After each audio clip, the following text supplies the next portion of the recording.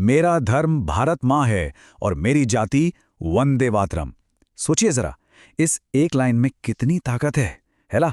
इन शब्दों के साथ ही हम आज के इस विश्लेषण की शुरुआत कर रहे हैं और जानते हैं ये शब्द किसी साधारण व्यक्ति के नहीं हैं। ये शब्द उस घायल सैनिक के हैं जिसने एक दो नहीं पूरे 14 बॉम्ब धमाकों का सामना किया है।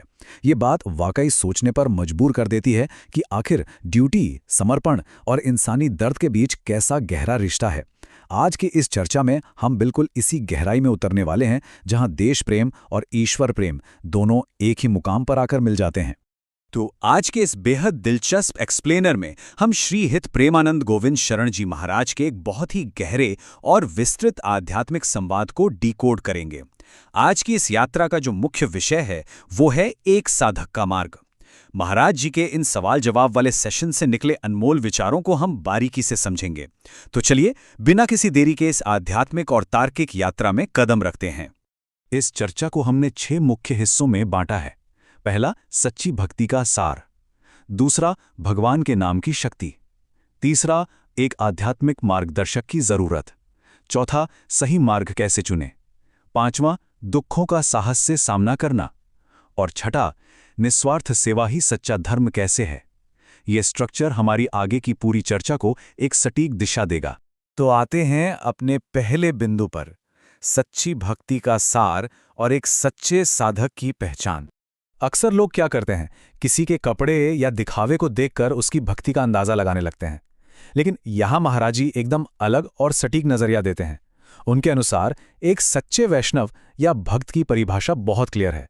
ये वो है जो हर इंसान में भगवान को देखता है, जिसने अपना अहंकार यानी ईगो पूरी तरह से छोड़ दिया है। अब ध्यान दीजिएगा, ये इस बात पर बिल्कुल निर्भर नहीं करता कि उसने क्या पहना है। एक भक्त पैंट शर्ट में भी हो सकता है और सन्यासी के कपड़ों में भी। असली बात यह है कि उसके अंदर से दूसरों में कमियां निकालने की आदत बिल्कुल खत्म हो चुकी होती है। अब बढ़ते हैं दूसरे विषय की तरफ, भगवान के नाम की शक्ति और कैसे अंदर की शुद्धि बाहरी कर्मकांडों से कहीं ज्यादा बड़ी है। इस बात को समझने के लिए हरिदास जी का ये बेहद पावरफुल किस्सा सुनिए। हरिदास जी हर रोज 3 लाख बार भगवान का नाम जपते थे। एक अमीर और अहंकारी आदमी ने क्या किया, उनकी तपस्या भंग करने के लिए वहां वेश्याओं को भेज दिया। लेकिन, और यहां कहानी में ट्विस्ट आता है, लगातार 3 दिन तक हरिदास जी के मुख से निकलने वाले पवित्र नाम को सुनकर उस स्त्री का दिल पूरी तरह बदल गया। उसने उनके चरणों में समर्पण कर दिया और खुद एक महान भक्त बन गई।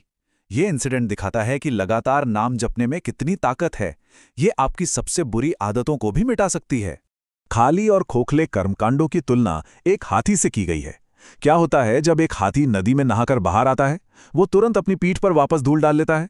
तीर्थ स्थानों पर जाना, वहां नहाकर वापस आना और फिर से वही पुराने पाप करना बिल्कुल उस हाथी जैसा ही तो है।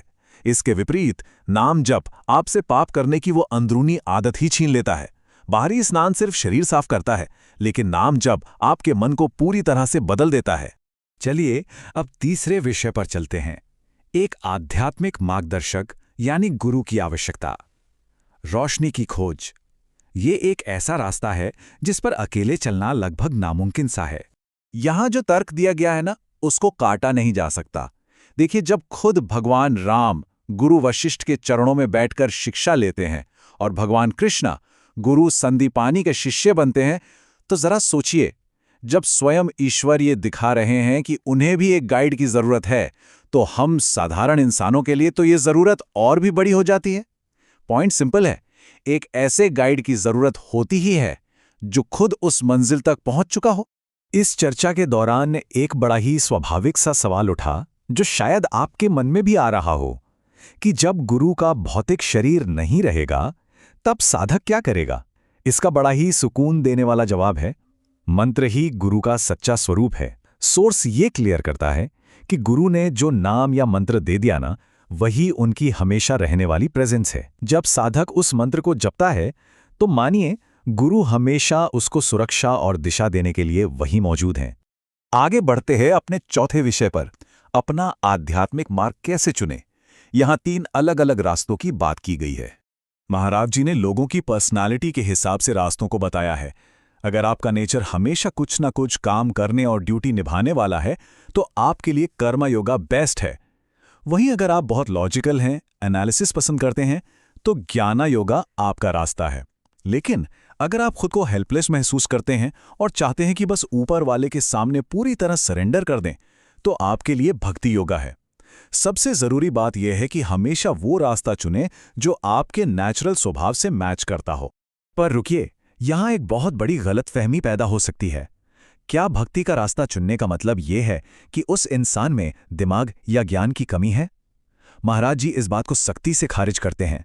वो उदाहरण देते हैं भगवान हनुमान और सुखदेव जी जैसे महान भक्तों का। ये लोग ज्ञान और बुद्धि की एक्सट्रीम हाइट पर थे। असल में सच्चा और प्योर ज्ञान तो एक भक्त के पास ही होता है, क्योंकि वो सीधे भगवान उन्हें देते हैं। 5वां विषय है साहस के साथ दुखों का सामना करना। यही एक साधक की सबसे आखिरी और बड़ी परीक्षा होती है। ये कंपैरिजन आपको वाकई सोचने पर मजबूर कर देगा। एक तरफ बॉर्डर पर खड़ा वो निडर सैनिक है, उसको पता है कि किसी भी पल दुश्मन की गोली उसकी जान ले सकती है, फिर भी वो चौड़ी छाती के साथ आखिरी सांस तक वहां डटा रहता है। और दूसरी तरफ वो शिकायत करने वाला साधक, जिसे थोड़ी सी सर्दी खांसी हो जाए या छोटी सी परेशानी आ जाए तो वो तुरंत भगवान को कोसने लगता है। यहां एक बड़ा कड़क मैसेज मिलता है। एक आध्यात्मिक साधक को उस सैनिक की तरह बहादुर होना चाहिए, जो दुखों से डरता नहीं, उनका सामना करता है। और अब हम आते हैं अपने छठे और आखिरी विषय पर। निस्वार्थ सेवा ही सच्चा धर्म है, यानी ह्यूमैनिटी का बिल्कुल टॉप लेवल। आखिर सच्चा मानव धर्म क्या है? यह है किसी दूसरे का दर्द देखकर अंदर से पिघल जाना और उसके दुख को दूर करने की कोशिश करना। बस यही सबसे बड़ा धर्म है। इसके उलट अगर किसी को दूसरों का दुख देखकर मजा आता है या शांति मिलती है, तो महाराज जी के मुताबिक वो इंसान नहीं बल्कि राक्षस की श्रेणी में आता है। जो लोग समाज का शोषण करते हैं, वो कभी भी स्पिरिचुअल ऊंचाइयों को नहीं छू सकते। इस पूरी चर्चा का सबसे इमोशनल और गूज़बम्स देने वाला मोमेंट बिल्कुल एंड में आता है। वो घायल पूर्व सैनिक, जिसके बारे में हमने शुरू में बात की थी ना, जो 14 बॉम्ब धमाके झेल चुका है, वो महाराज जी के पास आता है। वो देश की एकता को देखकर अपनी खुशी जताता है और फिर वो कुछ ऐसा कहता है जो किसी को भी रुला दे। वो अपने शरीर के बचे हुए स्वस्थ अंग, जैसे अपनी किडनी, महाराज जी और दूसरे जरूरतमंद लोगों को दान करने की बात कहता है। महाराज जी बड़े ही सम्मान के साथ इसे मना कर देते हैं, पर वो सैनिक के इस एक्सट्रीम सैक्रिफाइस और जज्बे को दिल से नमन करते हैं। महाराज जी का ये फाइनल स्टेटमेंट उस सैनिक और उस जैसे हर व्यक्ति के लिए एक ट्रिब्यूट है, जो लोग समाज के कल्याण के लिए अपने प्राण न्योछावर करते हैं। उनका ईश्वर के दरबार में भी सम्मान होता है। किसी और की भलाई के लिए अपना सब कुछ दे देना, यही तो स्पिरिचुअलिटी की सबसे ऊंची चोटी है। देश के लिए अपनी जान देना और भगवान से निस्वार्थ प्रेम करना। असल में स्क्रैच दैट, दोनों एक ही चीज हैं जो आपको एक ही मंजिल तक ले जाती हैं।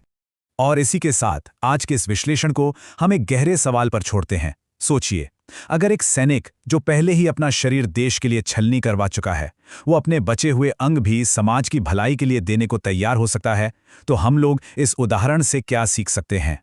हम सब अपनी डेली भागदौड़ वाली लाइफ में इस निस्वार्थ सेवा का एक छोटा सा हिस्सा ही सही कैसे ला सकते हैं? ये एक ऐसी बात है जिस पर हम सभी को अकेले में बैठकर जरूर सोचना चाहिए। आज के इस विश्लेषण का हिस्सा बनने के लिए आप सब